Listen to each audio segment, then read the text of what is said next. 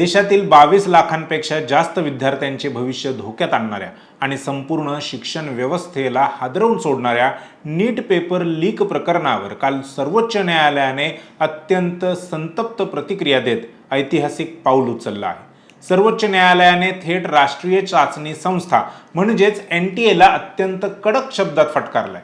न्यायालय म्हणालं की NTA आपल्या मागील चुकांमधून कोणताही धडा घेतलेला नाही, परंतु हा ट्विस्ट इथेच संपत नाही।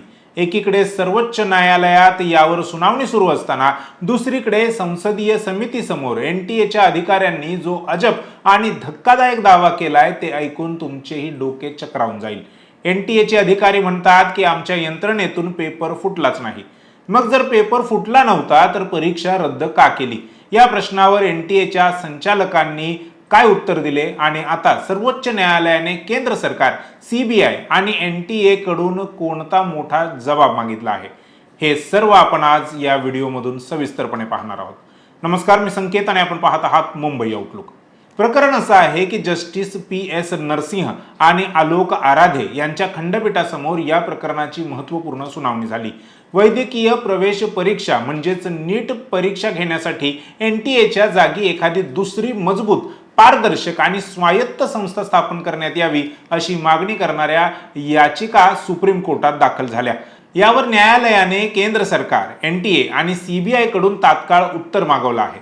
न्यायालयाने सॉलिसिटर जनरल तुषार मेहता यांच्यासह इतर सर्व पक्षांना या याचिकांच्या प्रती बजावण्याचे निर्देश दिले आहेत। सर्वात महत्त्वाची गोष्ट म्हणजे 2024 मध्ये न्यायालयाने दिलेल्या निर्देशांचे पालन NTA कसं केलं यावर येत्या गुरुवारपर्यंत प्रतिज्ञापत्र सादर करण्याचे आदेश दिले आहेत। खंडपीठाने अत्यंत खेद व्यक्त करत म्हटलं आहे की हे खरोखरच दुर्दैवी आहे की त्यांनी मागील चुकांपासून कोणताही धडा घेतलेला नाही। हे प्रकरण यापूर्वीही न्यायालयासमोर आलं होतं, त्यावेळी देखील एक देखरेख समिती स्थापन करण्यात आली होती जिने काही महत्त्वाच्या शिफारशी केल्या होत्या आणि त्या स्वीकारण्यातही आल्या होत्या। मग त्या शिफारशींचं पालन करण्यात NTA नक्की काय पावलं उचलली याचा हिशोब आता प्रतिज्ञापत्राद्वारे द्यावा लागेल। आता पाहूयात की याचिका नेमकी कोणी केली आहे आणि त्यात नेमक्या कोणत्या मागण्या आहेत। Federation of all India medical associations FAIMA यांनी ही याचिका दाखल केली आहे। सर्वोच्च न्यायालयाने या याचिकेची गंभीर दखल घेत नोटीस बजावली आहे आणि या प्रकाराची सर्व समान प्रकरणं आता एकत्र केली जात असल्याचे स्पष्ट केले आहे। FAIMA यांनी आपल्या याचिकेत अत्यंत महत्त्वाचा मुद्दा मांडला आहे। ते म्हणतात की देशामध्ये वारंवार होणाऱ्या पेपर फुटीमुळे तब्बल 22.7 लाखांहून अधिक विद्यार्थ्यांच्या मूलभूत हक्कांवरच थेट हल्ला होत आहे।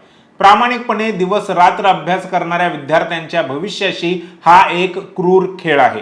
म्हणूनच FAIMA यांनी सर्वोच्च न्यायालयाला या प्रकरणात थेट हस्तक्षेप करण्याची विनंती केली आहे। त्यांच्या प्रमुख मागण्या काय आहेत हे देखील पाहूया।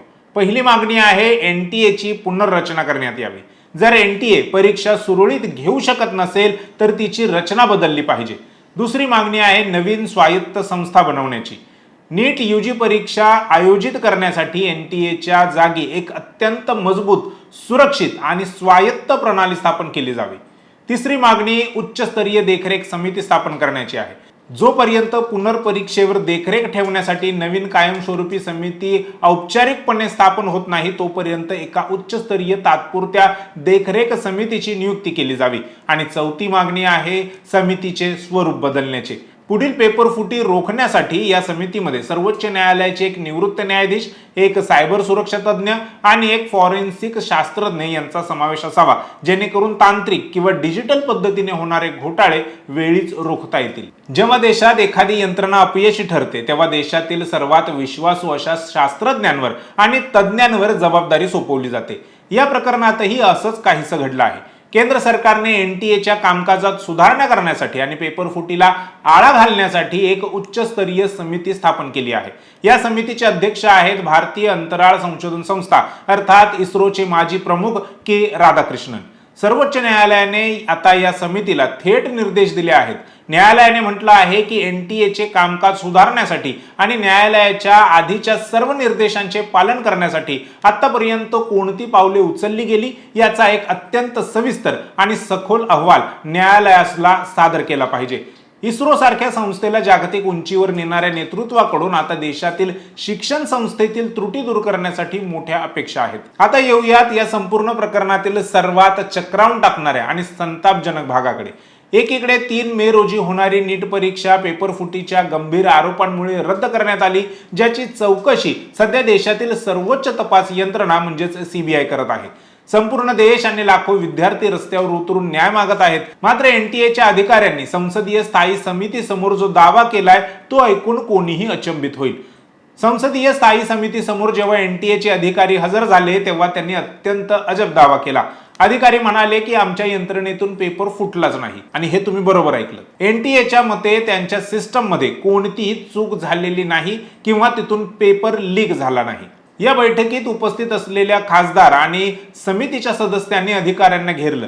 त्यांनी थेट प्रश्न विचारले की भविष्यात पेपर फुटीचे प्रकार रोखण्यासाठी तुम्ही नक्की कोणत्या उपाययोजना केल्या आहेत. यावर अधिकाऱ्यांनी उत्तर दिलं की नीट पेपर फुटी रोखण्यासाठी आम्ही 70% उपाययोजनांची अंमलबजावणी पूर्ण केली आहे. आता विचार करा, जर 70% उपाययोजना पूर्ण झाल्या होत्या आणि जर तुमच्या सिस्टम मधून प्रश्नपत्रिका फुटलीच नव्हती तर मग परीक्षा रद्द का करण्यात आली? हा अत्यंत तार्किक आणि थेट प्रश्न जेव्हा संसदीय समितीने विचारला तेव्हा जिथे उपस्थित असलेले एनटीएचे महासंचालक सिंग यांनी उत्तर देणं साफ टाळलं. त्यांच्याकडे या प्रश्नाचं कोणतंही उत्तर नव्हतं. हा मौन बाळगण्याचा प्रकार बरंच काही सांगून जातो.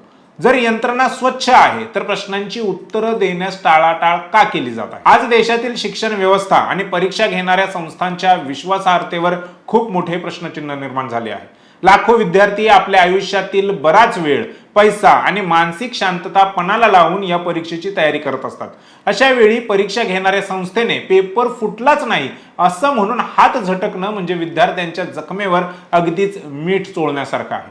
परंतु सर्वोच्च न्यायालयाचा हा कडक पवित्रा आणि इस्रोच्या माजी प्रमुखांच्या समितीकडून मागवलेला अहवाल यामुळे आता विद्यार्थ्यांना न्यायाची आशा नक्कीच मिळाली आहे. गुरुवारपर्यंत एनटीए न्यायालयात का प्रतिज्ञापत्र सादर करते याकडे आता संपूर्ण देशाचे लक्ष लागले आहे. एनटीएच्या जागी नवीन मजबूत आणि स्वायत्त संस्था स्थापन करायला हवी का? आणि एनटीएच्या अधिकाऱ्यांनी संसदीय समितीसमोर उत्तर देणं का टाळलं यावर आता वेगळीच चर्चा होऊ लागली आहे.